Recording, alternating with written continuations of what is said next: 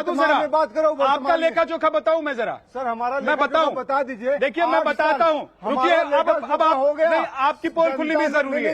आप white collar नहीं है साहब। सर जब यमुना में डुबकी लोग नहीं लगा पा रहे थे, जब यमुना में 10 साल पहले 15 साल पहले से हालात ऐसे हो गए थे कि वहां जाना मुश्किल था, कितने पैसे आप खर्च कर चुके हैं पता है? कुछ अंदाजा है आपको? कुछ अंदाजा है कितने पैसे खर्च हो चुके हैं? 5,000 करोड़ रुपए अब तक खर्च हो चुके हैं। 5,000 करोड़ रुपए, 282 करोड़ रुपए खर्च करके तो साबरमती रिवर फ्रंट बन गया, साबरमती नदी साफ हो गई। और सोचिए 5,000 करोड़ रुपए तो खर्च हो चुके हैं। ये 2093 से 2021 तक की बात कर रहा हूं, अभी 1 साल और निकल गया है। त्रिपाठी जी, सर मुझे ये बताइए कि जनता की जेब का पैसा जनता उस यमुना में जाके डुबकी भी लगाए, क्योंकि पर्व है, आस्था है, और आस्था से ऊपर तो कुछ नहीं है। लेकिन ये जो पार्टी, सरकार, ये सब कब तक ऐसे खेल खेलती रहे? और इन पर भरोसा आदमी तब क्यों कर लेता है जब चुनाव होता है और बाद में फिर आदमी गाली भी देता है? देखिए विद्यानाथ जी, मुझे लगता है कि ये बड़ा गंभीर मसला है। इसमें किसी पार्टी, किसी जाति, धर्म, किसी क्षेत्र से रहेंगे तो यमुना में कम असर करेगा ऐसा नहीं होगा। वहां तो अगर आप जाएंगे, यमुना गंदी है तो उतना ही असर करेगा। और दुर्भाग्यपूर्ण तथ्य ये है कि मुख्यमंत्री अरविंद केजरीवाल ने बाकायदा ट्वीट करके कह दिया है कि अब हमारी ये जिम्मेदारी नहीं है 2025 तक। ये ट्वीट है उनका, मैं कह रहा हूं आप लोग भी उनके ट्विटर अकाउंट पर जाइए।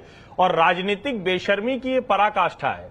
और मैं कह रहा हूं कि ये जो बहुत क्रांतिकारी राजनीति वाले लोग आए तो लोगों को लगा, हम सब भी रिपोर्टर के तौर पे तब तो काम करते थे, तो जाते थे तो लगता था कुछ चमत्कार करने वाले हैं। आप सोचिए 2015 से लेकर 2022 तक प्रतिवर्ष ये वादा करते हैं और अब तो वादा भी नहीं करते। अब कहते हैं कि 25 के पहले इसकी बात मत करिएगा। और कोई कह रहा था अभी, मैं शायद कौशिक जी ने कहा कि अरे यमुना गंदी, जो देश भर में यमुना है उसका बड़ा छोटा सा हिस्सा है यहाँ, 22 किलोमीटर, 1300-1350 किलोमीटर यमुना है। लेकिन जो प्रदूषण है वो 80% इसी दिल्ली मॉडल वाली यमुना में है।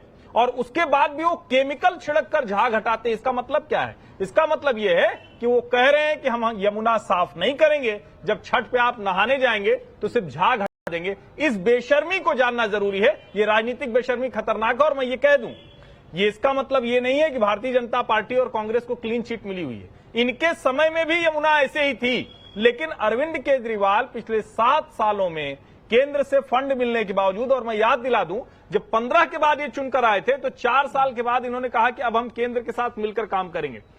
इसका मतलब क्या हुआ कि 4-4.5 साल ये लड़ते रहे, कोई काम नहीं करना है। और जो अभी कौशिक जी कह रहे हैं कि 23 तक तो केंद्र कर देगा, यानी केंद्र सरकार साफ कर देगा, तो वहां जाएंगे और अरविंद जी डुबकी लगा लेंगे, अपने से कुछ नहीं करने वाले। 2015